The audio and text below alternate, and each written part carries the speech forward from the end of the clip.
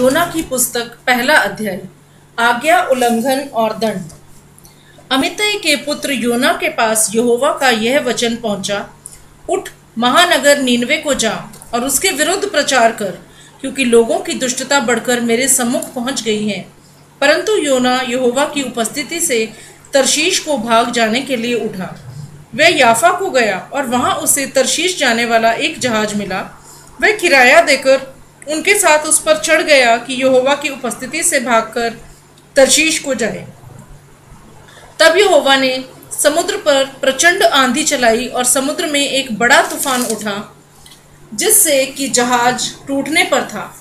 तब मल्लाह डर कर अपने अपने देवता को पुकारने लगे और उन्होंने जहाज को हल्का करने के लिए उस पर लदे हुए माल को समुद्र में फेंक दिया।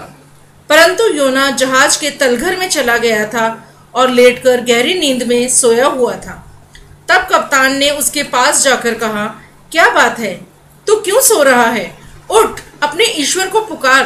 हो सकता है कि तेरा ईश्वर हमारी सुधि ले कि हम नाश ना हो। उन्होंने आपस में कहा, आओ हम चिट्ठी डालकर मालूम करें कि ये विपत्ति हम पर किसके कारण आ पड़ी है। तब उन्होंने चिट्ठियां डाली और चिट्ठी योना के नाम पर निकली। तब उन्होंने उससे कहा, अब हमें बता कि किस व्यक्ति के कारण ये विपत्ति हम पर आ पड़ी। तेरा व्यवसाय क्या है?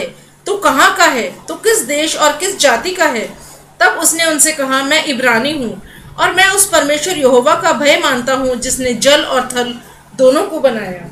तब वे लोग अत्यंत डर गए और उससे कहने लगे, ये तूने क्या किया? क्योंकि उनको मालूम था कि वह यहोवा की उपस्थिति से भाग रहा था, इसलिए कि उसने उनको स्वयं बता दिया था।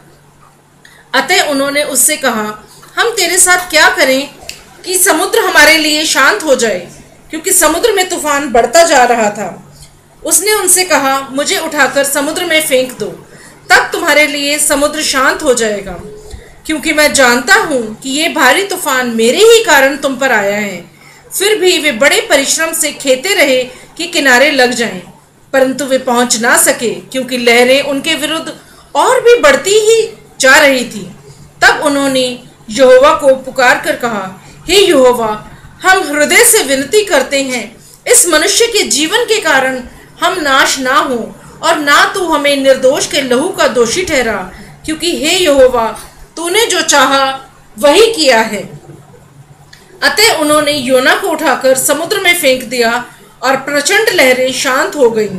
तब उन्होंने यहोवा का अत्यधिक भय माना और उसके लिए बलिदान चढ़ाकर मन्नतें मानी।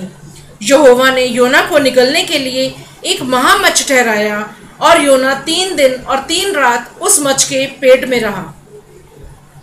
योना की पुस्तक दूसरा अध्याय। योना की प्रार्थना।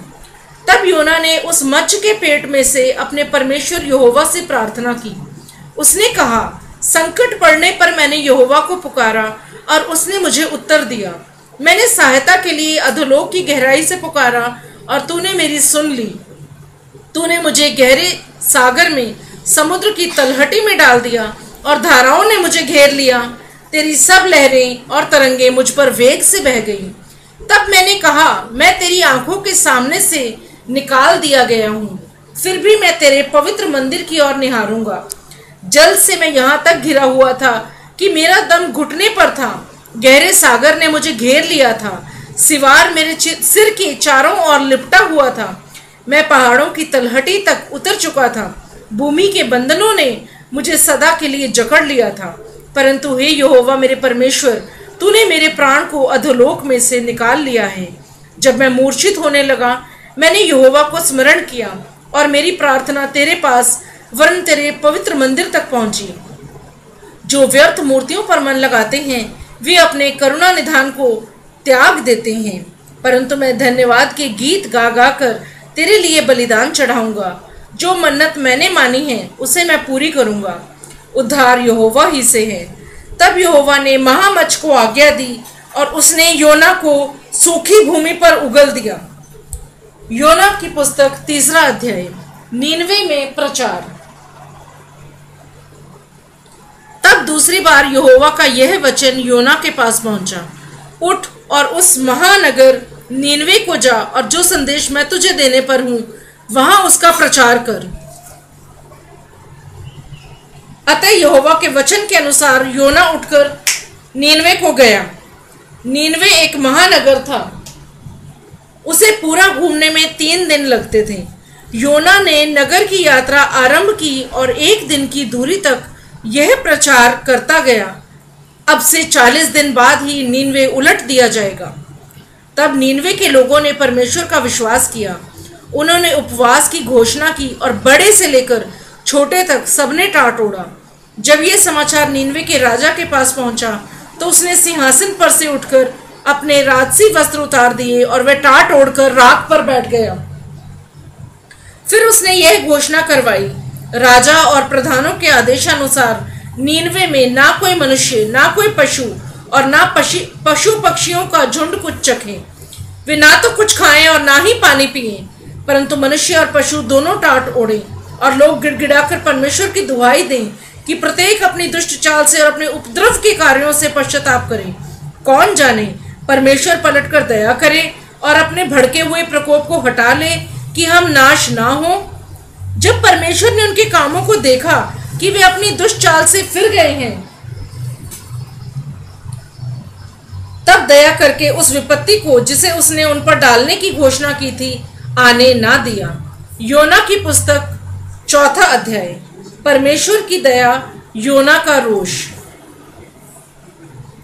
परंतु यह बात योना को बहुत ही बुरी लगी और वह क्रोधित हो गया। तब उसने यहोवा से यह कहकर प्रार्थना की, हे यहोवा, जब मैं अपने देश में था तब क्या मैंने यही बात ना कही थी? इसलिए मैं पहले ही तर्शीश को भाग गया था, क्योंकि मैं जानता था कि तू अनुग्रहकारी और दयालु परमेश्वर है, जो क्रोध करने में धीमा और करुणा से भरपूर है तथा दया करके विपत्ति को भेजने से रुका रहता है।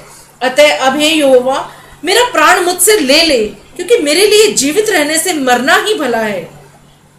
तब यहोवा ने पूछा, क्या तेरे क्रोध का कोई उचित कारण है?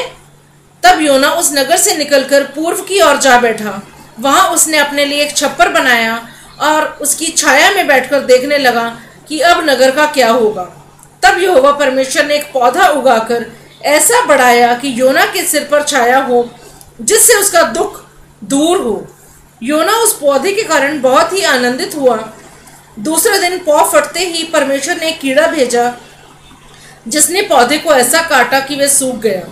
ऐसा हुआ कि जब सूर्योदय हुआ तब परमेश्वर ने पुरवाई बहाकर लू चलाई और कड़ी धूप योना के सिर पर ऐसी लगी कि वह मूर्छित होने लगा और उसने पूरे मन से यह कहकर मृत्यु मांगी कि मेरे लिए जीने से मरना ही भला है। परमेश्वर ने योना से कहा, क्या पौधे के विषय में तेरे क्रोध का कोई उचित कारण है? उसने कहा, चाहे मैं मर भी जाऊं, मेरे क्रोध का कारण उचित है। तब यहोवा ने कहा, उस पौधे के प्रति तू इतना तरस खाता है जिसके लिए ना तो तूने परिश्रम किया और ना जिसे तूने उगाया। वह एक ही रात में बढ़ा और दूसरी रात नष्ट भी हो गया। इस महानगर नीनवे में तो 1,20,000 से भी अधिक लोग हैं जो अपने दाएं और बाएं हाथों का भेद नहीं जानते, और इसमें बहुत से पशु भी हैं। क्या मैं इस पर तरस ना खाऊं?